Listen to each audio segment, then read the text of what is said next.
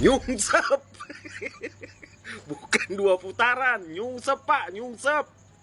Gak ada yang live lagi di kubu Anies. Saya meyakini masa ada survei 50% lebih untuk satu itu upaya penggiringan menurut saya. Kita buktikan hari ini. Orang curang itu takut ketahuan. Karena itu kita siapkan saksi sebanyak-banyaknya.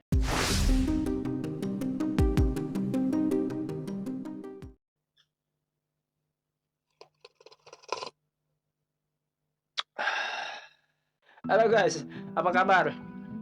Gimana? Gimana nih buat kalian yang makannya semakin lahap, tidurnya semakin nyenyak, sama kalian juga yang mungkin yang biasa update status 2-3 kali, sekarang mungkin 4-5 kali.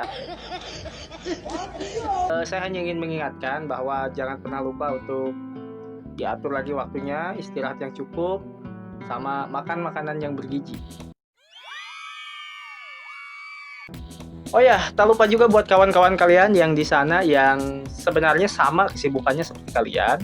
Namun kali ini atau kemarin-kemarin mungkin mereka biasa update status 6-10 kali, bikin konten, kadang state video juga.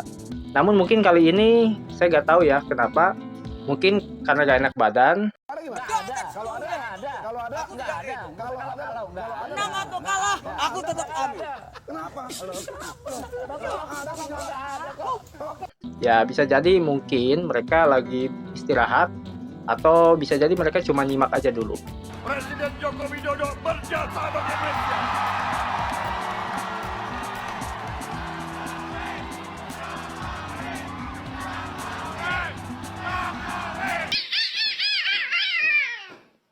Karena balik lagi guys ya, kalau badan kita lagi gak fit, tentu itu akan berpengaruh ke pola makan kita. Jadi yang tadinya makannya sehari 3 kali, bisa jadi sekarang mereka lagi gak selera makan.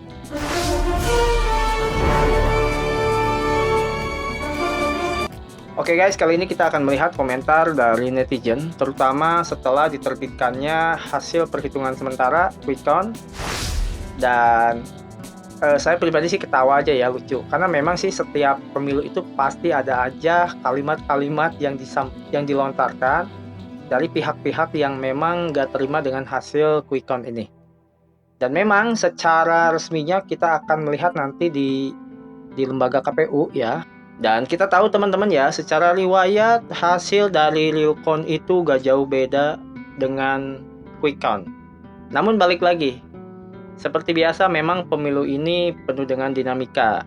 Jadi saya pun melihat nanti juga ini perjalanan masih panjang teman-teman ya. Perjalanannya masih panjang. Saya ini pendapat saya ya.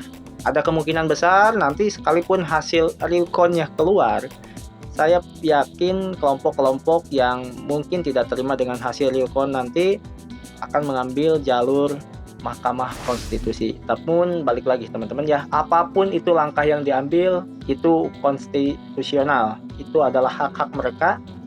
Namun yang terpenting adalah kita tetap berdoa semoga apapun hasilnya, apapun kondisinya, kita tetap berdoa semoga pemilu 2024 ini berjalan dengan lancar, secara damai, secara demokrasi, tidak ada hambatan, tidak ada anarkis ya. Kita tetap bersatu, kita semua bersaudara, oke? Orang curang itu takut ketahuan. Karena itu kita siapkan saksi sebanyak-banyaknya. Ya orang kalah itu biasanya ya nyari salah yang menang.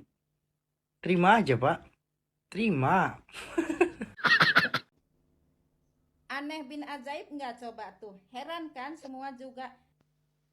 Weh, Ngatmi. Sini gue jelasin ya. Yang namanya quick count atau penghitungan cepat itu tidak perlu menunggu kalian mengirimkan data penghitungan suara baru mereka tahu. Tidak begitu sistem kerjanya. Kenapa quick count kok sudah tahu duluan hasil pemilu? Karena biasanya tim dari quick count itu sudah menyebar di tiap TPS. Mereka akan mengikuti penghitungan suara lalu mengirimkannya lewat sistem. Jadi sebelum kalian mengirimkan hasil penghitungan suara di KPU, tim dari Quickcon itu sudah mengirimkan duluan ke sistem. Jadi untuk itulah mengapa Quickcon kok sudah bisa tahu duluan hasil pemilu. Begitu. Dan biasanya Quickcon sama Realcon itu tidak beda jauh. Bedanya tipis, nggak sampai 2%. Antara 1 sampai 2% lah. Jadi sudah bisa dipastikan junjungan lo itu keok. Yang menang itu 02. Saya meyakini masa ada survei 50% lebih untuk satu itu upaya penggiringan menurut saya. Kita buktikan hari ini bahwa itu tidak terjadi. Sangat tenang. Sejak kemarin lah, sejak habis kampanye itu, lalu saya ke Tanah Suci. Nah, di Tanah Suci saya mendapat pencerahan rohani gitu, lalu tenang banget. Udah jalani aja semuanya. Tuhan sudah mengatur semuanya. Tapi manusianya harus berusaha keras gitu. Nah, saya termasuk yang akan berusaha keras. Saudara-saudara juga terima kasih usaha kerasnya sampai datang ke sini. Jangan-jangan putaran keduanya nomor 1 dan 3. Nyungsep. Bukan 2 putaran, nyungsep Pak, nyungsep. 17%, gimana ceritanya?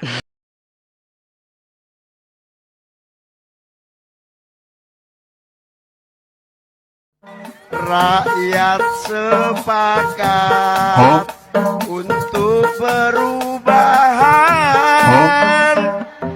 Pemilu bukanlah pergantian dari bapak anak, terlibatlah paman. Konstitusi hancur beran. Gak ada yang live lagi di kubu Anies.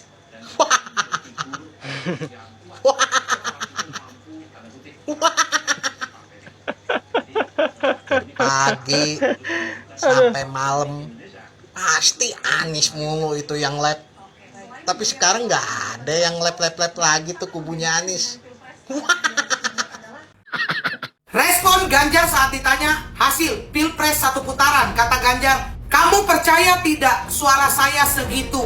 Saya masih ingat apa yang Anda katakan kepada Pak Prabowo. Kata Anda ketika Pak Prabowo tidak siap, lebih baik tidak usah debat. Kata-kata itu saya kembalikan kepada Anda Pak Ganjar. Kalau Anda tidak siap kalah, Anda tidak usah bertanding. Kami pun dari TKN Prabowo Gibran mengumpulkan di setiap daerah, di setiap pelosok Indonesia ini. Dan memang suara Anda yang paling sedikit. Kemarin saya masih ingat Pak Ganjar memberikan nilai 5/10 kepada Pak Prabowo. Sekarang Indonesia memberi nilai tidak lebih dari 17% atau tidak sampai 20% kepada Pak Ganjar. Ini yang dinamakan hukum karma politik. A few moments later. Nggak ada. Kalau ada, nggak ada. Kalau ada, nggak ada. Kalau nggak ada, nggak ada. Ingatkah kamu kejadian tahun lalu? Kau kubur mimpi kami di Piala Dunia. Sekarang gantian kami kubur mimpimu untuk menjadi Presiden Indonesia. Penghuni dasar klasmen cuan. Tolong. Kamu percaya nggak suara saya segitu? Iya. Percaya nggak? Iya, aku gak percaya aku, Pak. Aku gak percaya suaranya sampean meng semono. Kudune malah lebih anjlok neh. Iya. Kudune lebih anjlok neh, Pak. Suaranya sampean dari hasil Quickcon. Dari hasil Quickcon ini suaranya sampean ini kudune iki lebih anjlok neh lho. Dan nyapa kok iso ngono. Lah sampean kemlinti kok. Lah sampean nangkok ning debat sampean ketok kaya ngono lho. Wong Indonesia iki ya iso mikir lho, Pak. Wong iso cerdas, ya pinter lho wong saiki iki HP iki wis sapa-sapa duwe ngono lho. Tuwek enom do duwe HP. Dadi informasi iki tersebar cepat. Cara sampean ngopo-ngopo ngene-ngene ngono-ngono ngono. Wong akeh sing ro ngono, cepet ro ngono lho. Lah sampeyan iki percaya apa ora? Wong padha akeh sing ra seneng sampeyan iki mergo ndelok hasil debat winginane biyen kae lho. Sing sampeyan ngunen-nguneni Pak Prabowo sak geleme ngoe nilai Menteri Pertahanan cengenges-cengenges kadang getak-getak barang. Kalau enggak siap debat jangan debat lah. Iki kok pikir ngono kuwi. Wong itu kok kono akeh sing gak seneng karo sampean. Aku ki wani ngomongi jan tenan iki kenyataan iki. Gak ngapusi aku. Sing garahe iki ya sampean dhewe. Sing garahe ratinge sampean medun ya sampean dhewe. Cak lontong tambah meneh cak lontong. Wis senenono wi lontong wis senenono. Percaya apa ora we? Cak lontong wis senenono Pak Ganjar. Sing gare ratingmu tambah medun ya lontong. Ngono tunggale iki. Terakhir. Jadi ya diterima wae lah. Mbok arepe diitung model kaya ngopo ae. Wis panggah semono nilaimu. Lah iso malah medun meneh kowe engko. Ya sing sabar. Sing sabar, Pak. Aja emosi. Sing sabar ngono. Astagfirullahalazim ngono lho. Ya, kan sampean kan saiki wis dadi wong penyabar, Pak. Ora gampang nesu-nesuneh kaya mbiyen, ora gampang emosi. Tunjukkan, Pak, bahwa sampean itu wong sabar. Ora wong sing gampang emosian. Betul. Ngono lho. Sampean wingi ning balik papan sabar ya ditemoni cah-cah nom-nom digeruduk dibentangi sepanduke Pak Prabowo sampean sabar ya tenang wis meng semono pokoke ratinge sampean apa medun lho hasil quick count sampean wis meng semono masih dihitung siji-siji wis ora lek nguber aduh. Percaya nggak suara saya segitu? Iya. Percaya nggak? Pak, masih belum terima kenyataan. Kalau gitu, kita cari yuk. Di mana sih suara 03? Hilang di mana ya? Hah? Nggak ada. Kalau ada, nggak ada. Kalau ada, nggak ada. Kalau nggak ada, nggak ada. Nggak ada. Nggak ada. Hei, mana itu pembuat film Dirty Food? Ya, masyarakat lebih suka nonton Transformer. Ya, tahu? Nah, sama film Siksa Neraka. Ya, film yang lu bertiga buat itu nggak guna, men, nggak guna. Paham? Wah, abang kurang jelas nih kalau ngomong. Ini maksudnya yang mana nih, Bang? Dirty Food part 1 atau part 2?